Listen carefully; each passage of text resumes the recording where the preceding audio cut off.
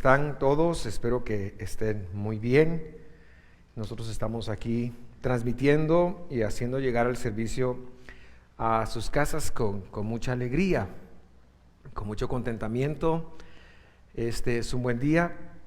Yo estoy muy contento porque Dios me permite llegar a otro año más de vida.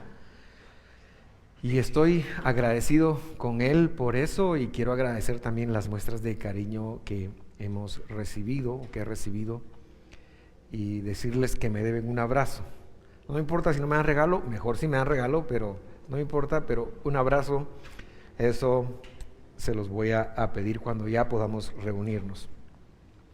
También quería comentarles que la otra semana es 10 de mayo y es el Día de las Madres, y en Visión de Fe normalmente hacemos algo especial para las madres, pero no podemos congregarlas la otra semana, ¿verdad? No podríamos tenerlas acá por lo que estamos viviendo.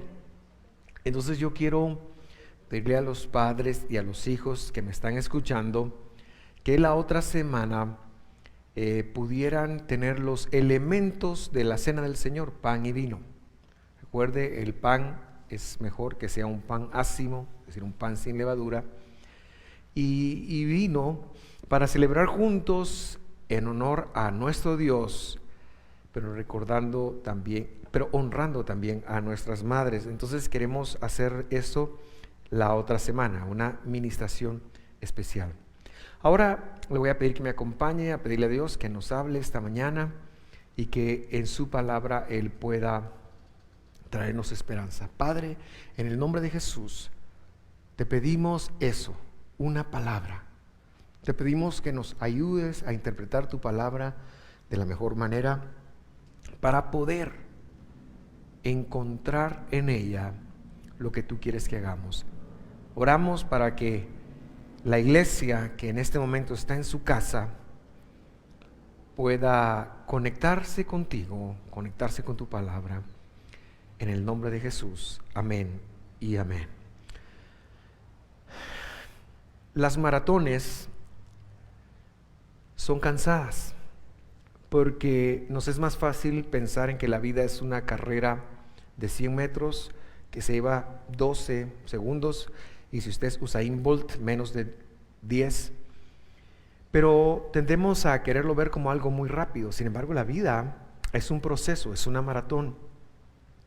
Y en la maratón de la vida nos encontramos con algunas mini maratones, procesos, procedimientos, tiempos, y precisamente en Visión de Fe estamos en una maratón. Y la maratón es la senda hacia Pentecostés, que es un tiempo especial en el cual nosotros nos ponemos a las órdenes del Señor, ponemos nuestra vida. Hemos hablado de nuestra familia, hemos hablado de nuestro cuerpo, hemos hablado de eso, y lo disponemos delante del Señor para que Él nos moldee de la mejor forma. Así que yo lo quiero animar, vamos a la mitad de esta maratón que llamamos la senda de Pentecostés, y quiero abordar un tema un poquito complicado, porque en esos tiempos cualquiera pensaría que lo más apropiado es una palabra de ánimo, es una palabra de todo va a estar bien, y sí, ese es mi sentir, ese es mi espíritu, pero creo que tenemos que recordar la situación del hombre, la situación del humano, de cualquier humano, desde Adán hasta el último bebé que nació hace un solo segundo en cualquier lugar del mundo. Y por eso voy a permitirme hablar un poquito de la degradación del hombre, pero quiero aterrizar con un mensaje de esperanza. Hemos estado hablando de temas que son o tienen que ver, por ejemplo, con el cuerpo, con la familia. Hoy estamos hablando de un tema que tiene que ver con lo interno, con la mente, con los pensamientos, nuestra relación con Dios de adentro para afuera, lo que la Biblia llama el corazón del hombre. Y la idea es cómo santificar nuestra relación mental, personal con Dios. Esa en donde tenemos los pensamientos, las intenciones, esa que es probablemente, como no está a la vista de nadie, en donde también tengamos los problemas más grandes, en donde tengamos las situaciones más grandes. Porque Jesús dijo que no es sino lo que está dentro del corazón del hombre que sale lo que contamina al hombre. Así que tenemos que aprender a santificar la mente. Y solo les recuerdo que el tema de santidad no es otra cosa que volverme apto para Dios. Volver mi mente apta para Dios. De eso le quiero hablar. Y eso arroja, por supuesto, algunas situaciones un poquito difíciles de abordar, pero que sepa que mi intención es dejarlo con mucha esperanza. Quisiera voltear a ver aquí y ver estas sillas llenas y poderlo abrazar, pero que sepa que ahí en su sala o en donde usted esté viendo, Dios está con usted y Dios está conmigo. La Real Academia del Lenguaje Español define la idolatría como la adoración que se da a los ídolos. Nuevamente, la idolatría es definida como la adoración que se da a los ídolos. Si tomamos el concepto bíblico de adoración, que es servir a, obedecer a, entonces tenemos que preguntarnos a quién o a qué obedecemos nosotros en nuestra toma de decisiones. Hay decisiones fáciles, por ejemplo, ¿qué me voy a poner hoy?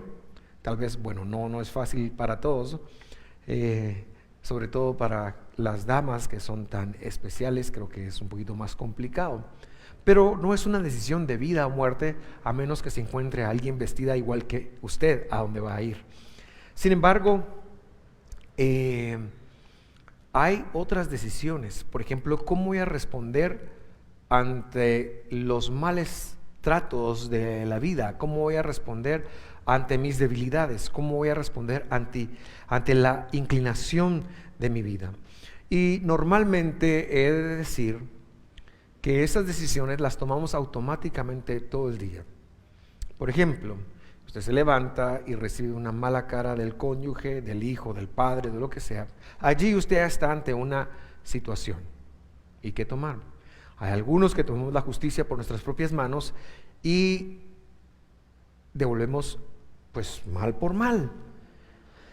Y a partir de ahí empezamos a tomar decisiones en el día. ¿Quién dirige estas decisiones?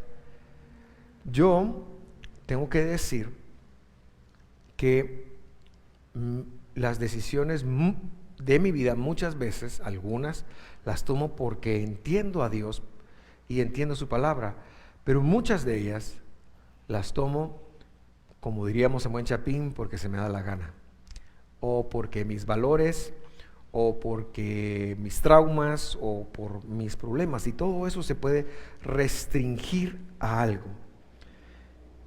El punto es que cada vez que yo tome una decisión sin esta decisión ser inspirada por la palabra de Dios en mi vida, voy a estar en problemas, en un problema de idolatría. Y quiero tocar un poquito el tema del libre albedrío, porque hoy en día ese concepto de libre albedrío, de democracia, de tú eliges, de tú decides, de es lo que tú quieras, están tan acentuados en nuestro mundo. Pero eso es un engaño. Eso es un engaño según dice la palabra de Dios. Y quiero invitarlo a leer conmigo el capítulo 7 de Romanos, versículo 14, Romanos 7, 14, que irá apareciendo ahí en sus pantallas, y si no, anótelo en algún lugar y usted lo puede ir a buscar.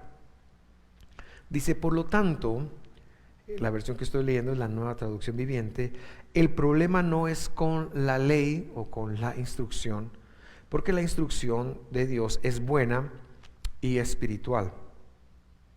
El problema está en mí, porque yo soy demasiado humano, un esclavo del pecado.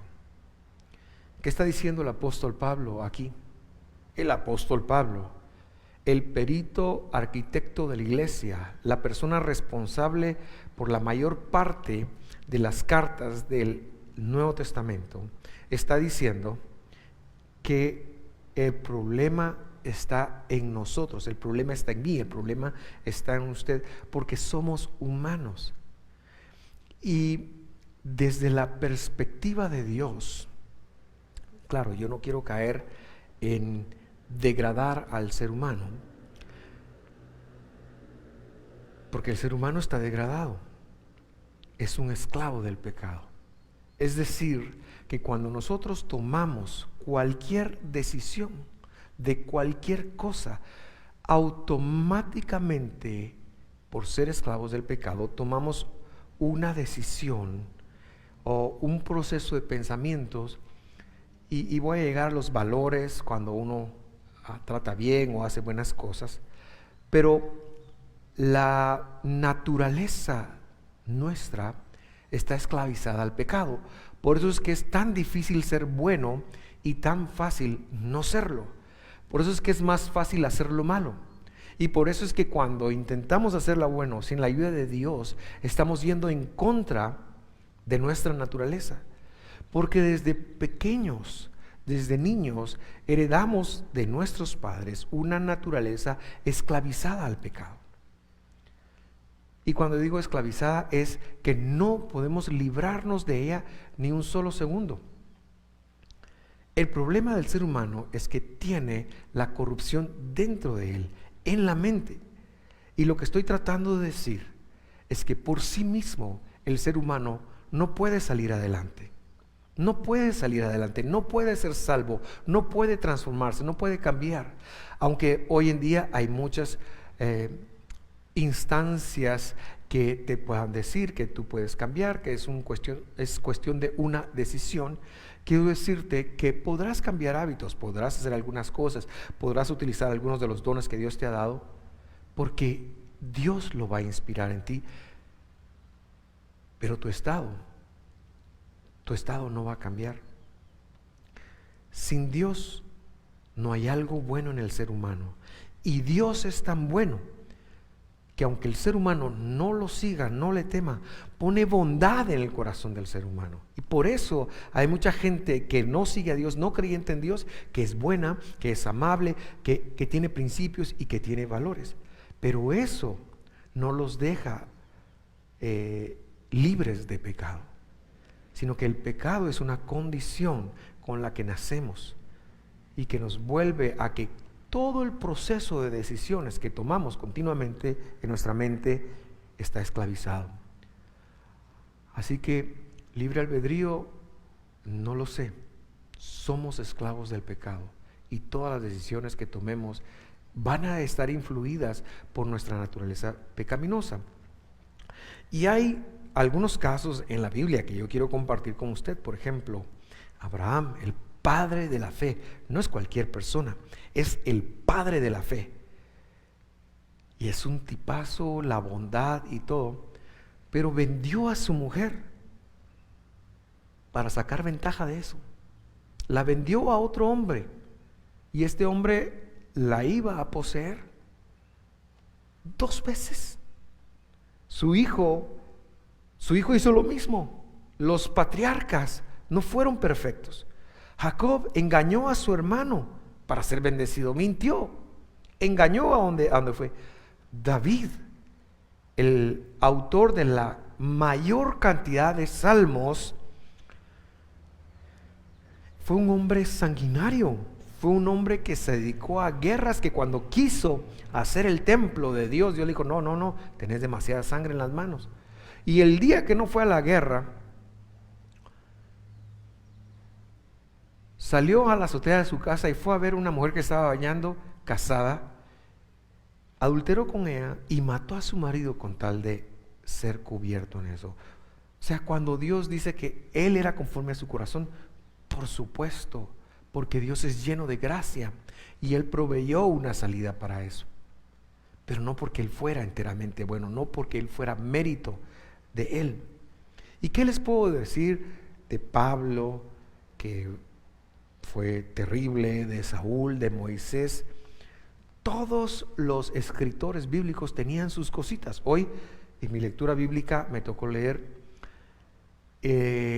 Jueces, en el capítulo 19 me parece que es, donde un levita va de viaje y va a una ciudad, y esto es Israel y tienen las promesas, y cuando van de regreso pasan por una ciudad de la tribu de Elem y los hospeda un anciano, y cuando van a su casa pues todo muy bien, pero a la medianoche llegan los hombres del país que lo saquen, que lo quieren violar al hombre, el pueblo de Dios.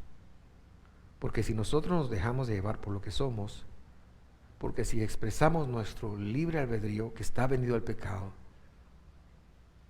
pues ya sabrá usted. No quiero decir que no tengamos capacidad de decidir, pero sí quiero decir que nuestra capacidad de decidir está vendida al pecado.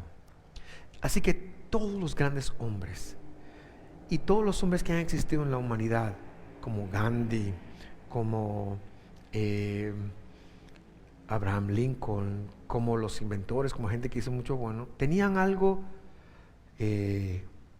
compartían algo con Hitler. Eran humanos, con usted y conmigo, y por ende, aunque no lo hacemos, no quiere decir que el mal no esté dentro de nosotros. Pero hubo un ser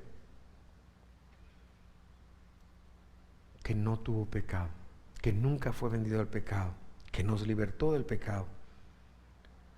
Dios estableció que el hombre necesitaba ser rescatado, y por eso se disminuyó en su honra, tomó forma de hombre y dio su vida por nosotros y nos rescató.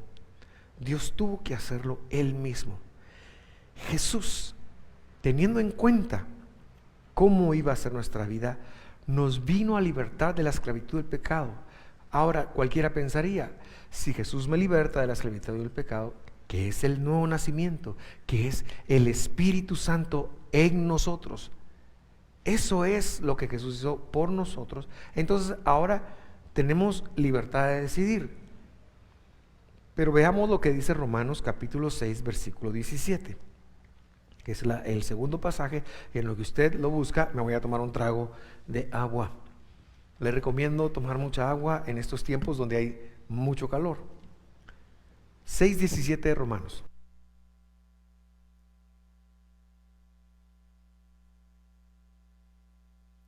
Y dice así: antes ustedes eran esclavos del pecado, pero gracias a Dios ahora obedecen de todo corazón la enseñanza que les hemos dado. Ahora son libres de la esclavitud del pecado, porque el que está en Cristo debe ser nueva criatura. Lo que recibe es la libertad del pecado. Pero mire lo que dice, cómo termina el versículo 18: y se han hecho esclavos de la vida recta. Lo que estoy tratando de decir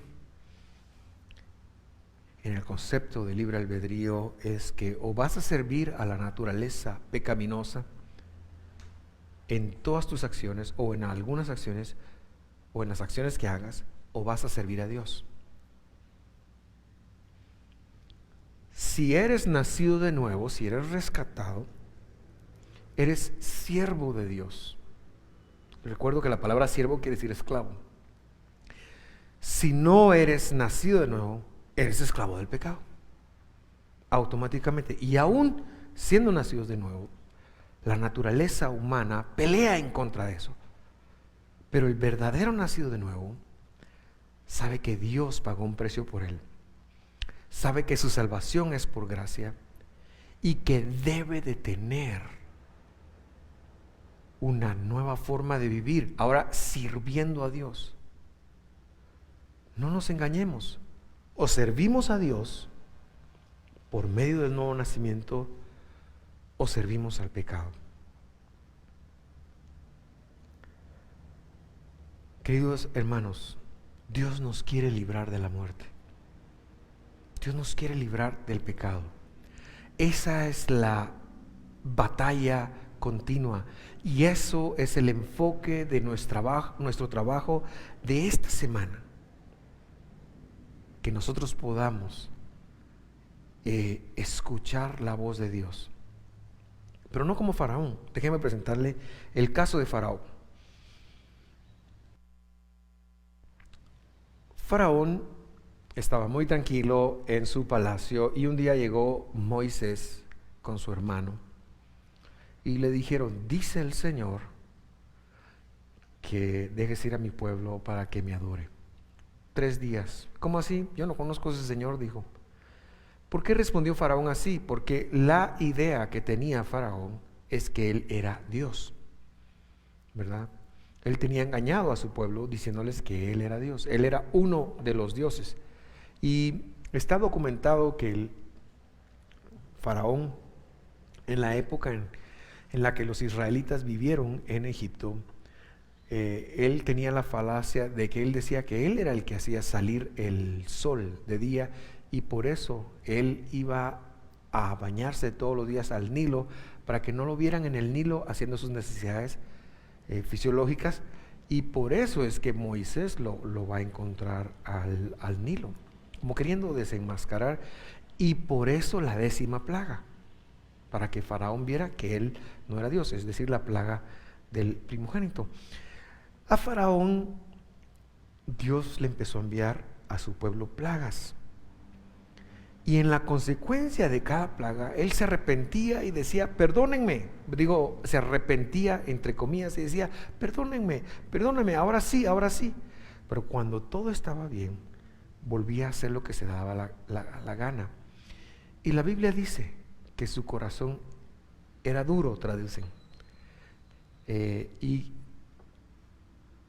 traducen que Dios lo endureció más. Literalmente dice que su corazón era pesado, que tenía la palabra kabod, que es la palabra gloria, que quiere decir peso, y que Dios le permitía ir por su peso. ¿Por qué? Porque él estaba vendido al pecado. Entonces, él oía, miraba lo que Dios estaba haciendo, las consecuencias, y tenía a Moisés y tenía a Aarón para decirle: esto te vino por desobediente. Y cuando él sufría la consecuencia, decía: ay, sí, perdónenme. Y luego dejaba de hacer lo que Dios le pedía que hiciéramos. Su corazón estaba pesado. Y así nos pasa a nosotros. Porque hoy no tenemos a Moisés y a Aarón diciéndonos: mira, haz esto o si no esto va a pasar. Pero la palabra profética que ya fue escrita, la que Dios nos dejó para que cumpliéramos, eso es lo que tenemos. Y está disponible para todos. Muchos egipcios no lo tuvieron disponible porque era para Faraón. Es más, ya cuando estaban cansados, los consejeros de Faraón le dijeron: a la gran, déjalos ir, hombre, déjalos ir, por favor, ¿verdad? Pero bueno, ¿cómo enfrentamos esto? ¿Cómo hacemos nosotros para santificar la mente? Que es el tema de hoy. En la mente es la que está vendida al pecado. Jesús nos salvó y nos dio el nacimiento, el nuevo nacimiento. Si tú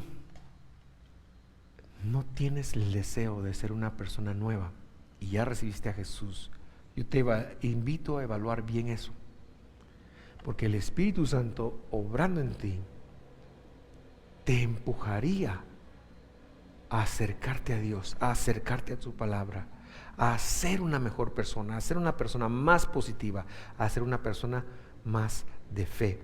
Y esa es la palabra clave. Ese es el verso al que yo quería llegar esta mañana. ¿Cómo santificamos? Romanos 10:17. Romanos 10:17. Es un verso que ustedes han oído mucho.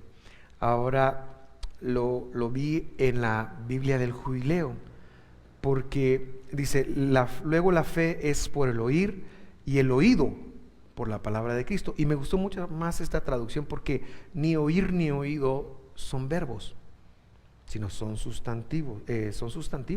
Me pareció muy interesante. La fe es por él, la voz, pues, es la voz, es el sonido, quizás sería una mejor forma de traducirlo, y el sonido por la palabra de Cristo. ¿Qué quiere decir eso? Esto va completamente con el concepto bíblico de la fe, donde no es un estado mental en el cual yo le digo a usted lo que creo, sino la fe, como lo dijo Santiago, es la evidencia de lo que pienso, pero en obras. Es lo que hago. Ayer tuvimos un Zoom de Gibor y se conectaron bastantes personas. Les envío un abrazo a los de Gibor que se conectaron ayer, y me gustó mucho que el doctor Piedra Santa, que estaba dando la charla, dijo: es una fe que se manifiesta, la fe es una esperanza que se manifiesta en hechos.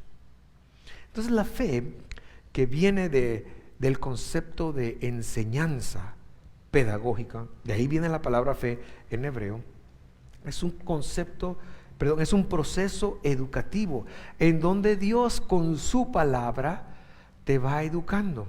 Algunos no entendemos, pero algunos sí.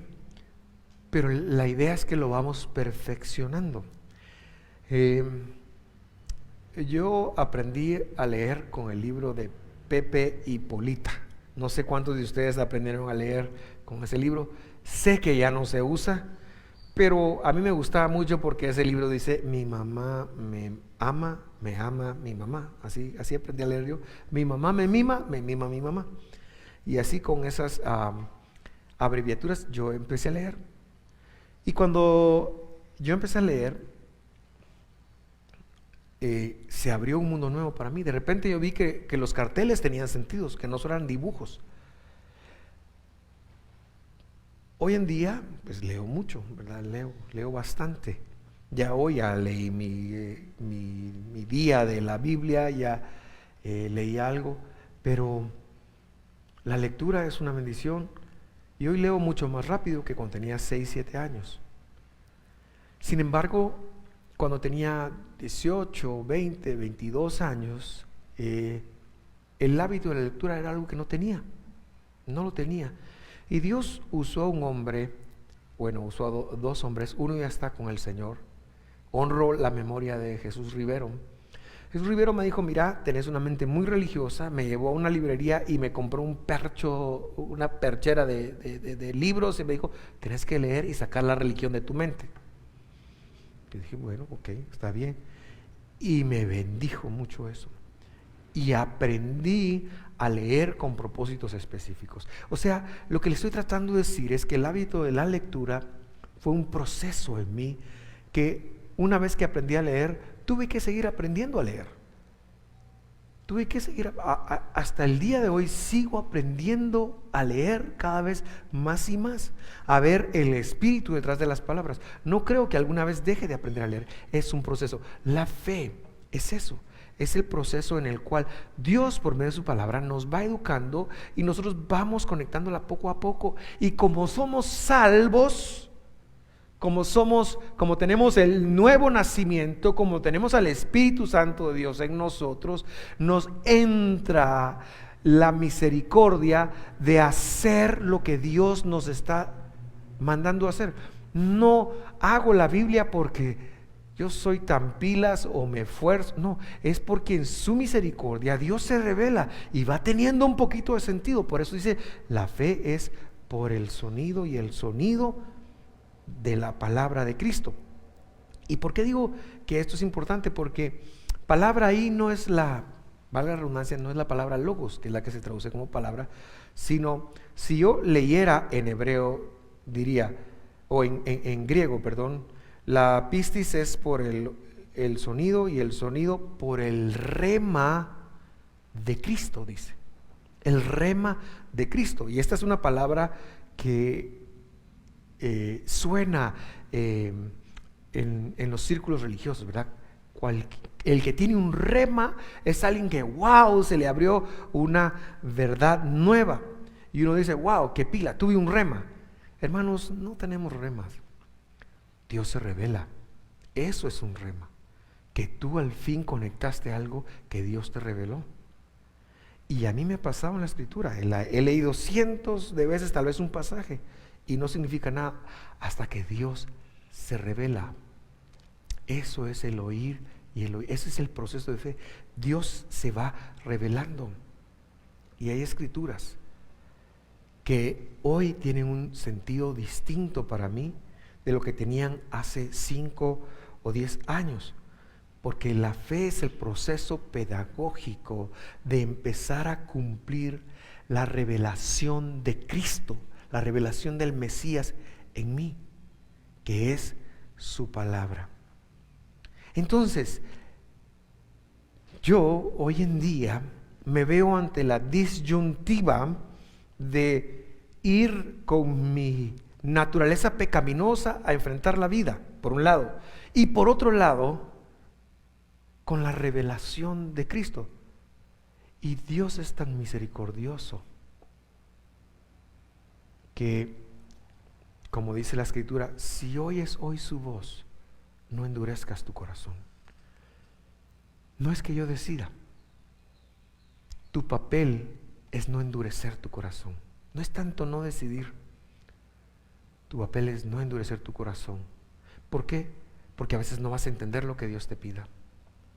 Porque a veces no vas a saber lo que Dios te está pidiendo. No va a tener sentido. Por eso, para seguir a Cristo o para ser libre en la mente, el punto más importante es no endurecer el corazón.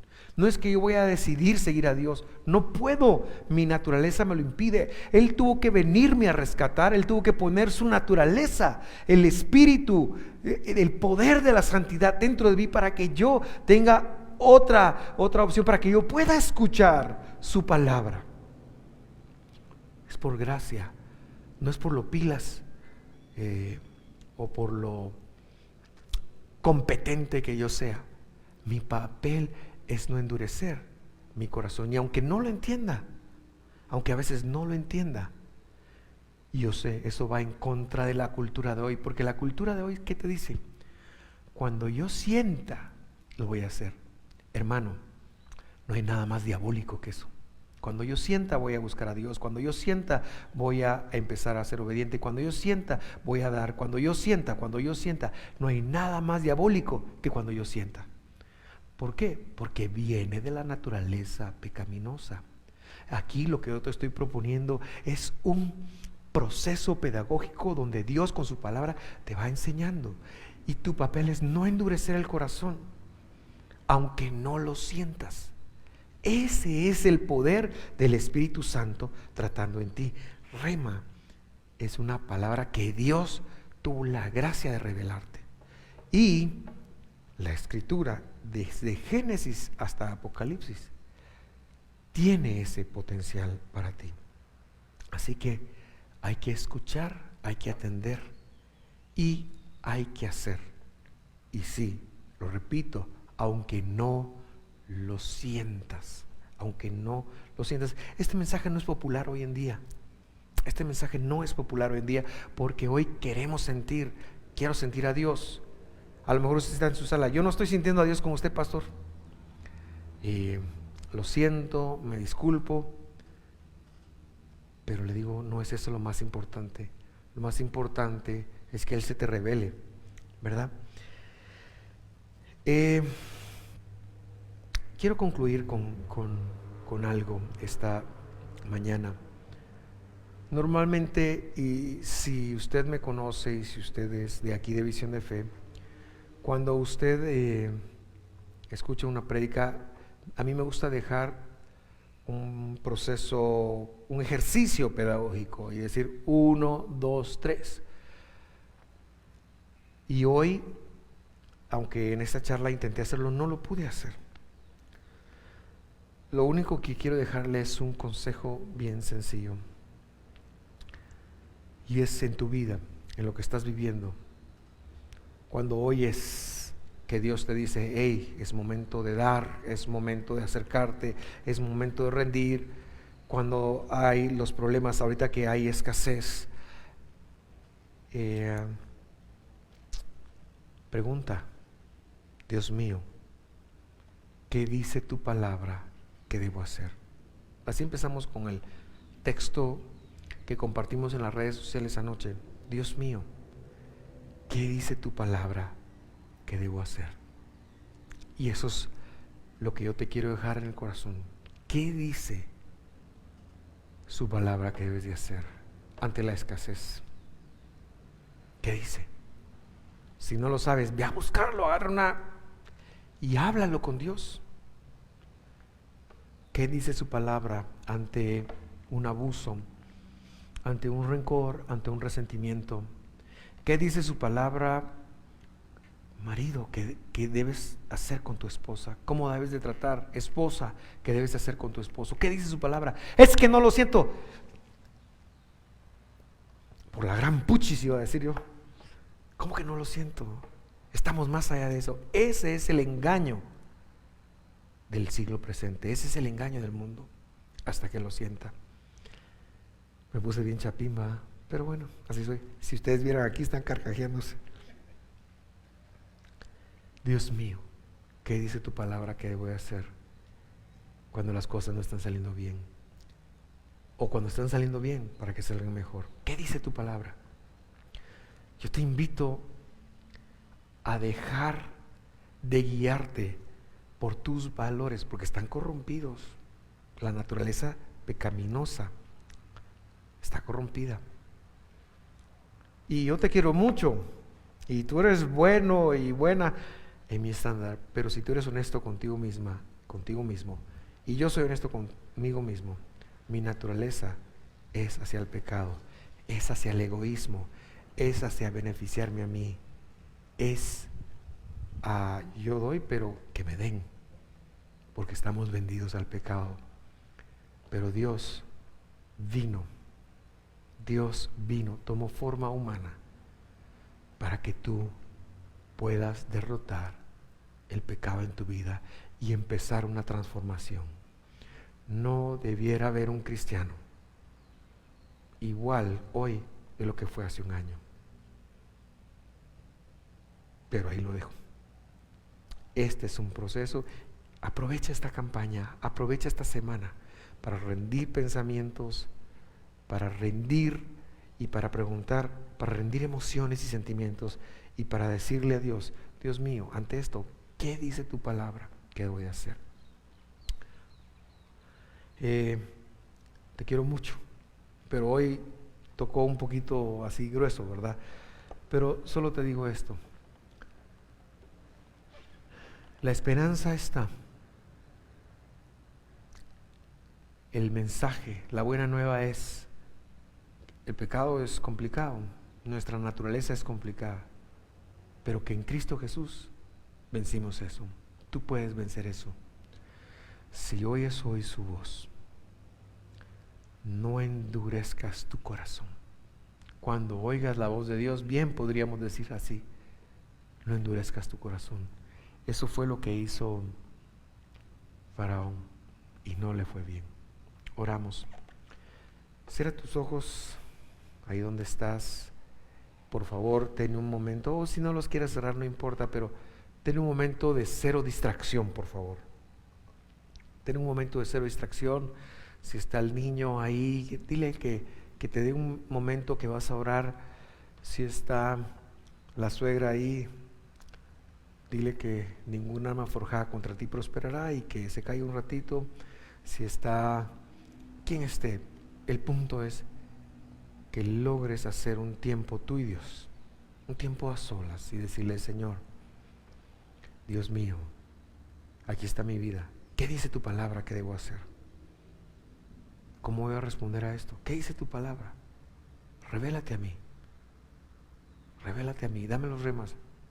Y yo te voy a decir algo, a lo mejor vengan hoy, a lo mejor vengan mañana, yo no sé cuándo van a venir.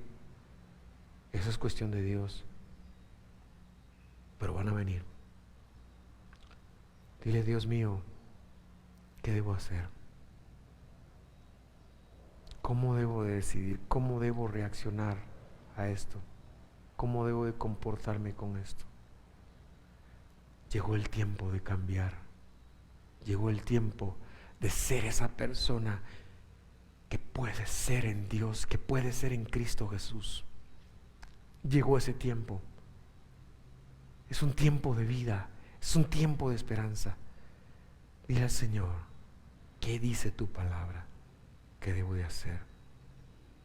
Empieza a hablar con Él. Empieza a decirle, yo voy a cerrar con una oración.